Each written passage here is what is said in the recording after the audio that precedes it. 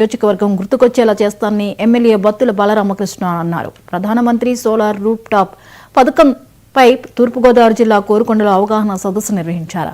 ఈ కార్యక్రమంలో ఎమ్మెల్యే మాట్లాడుతూ ఇంటి పైకప్పుపై సోలార్ ప్లాంట్ ఏర్పాటు చేసుకుంటే విద్యుత్ బిల్లుల భారాన్ని తగ్గించుకోవచ్చని అన్నారు.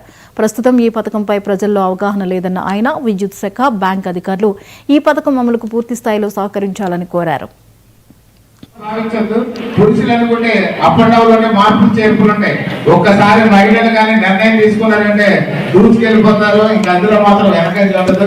అందుకే అందరినీ కంట్రోల్ చేయగలరు, అందరినీ ఆదరించగలరు, అందరినీ కంట్రోల్ చేయగలరు. కాబట్టి అలాంటి వారు మీ సైన్యానికి ఏదైతే సమాజానికి ఉపయోగపడుతుందో దానికి కొంచెం గత ప్రభుత్వాలు అయితే వారి సొంత కార్యక్రమాలు వాడారు.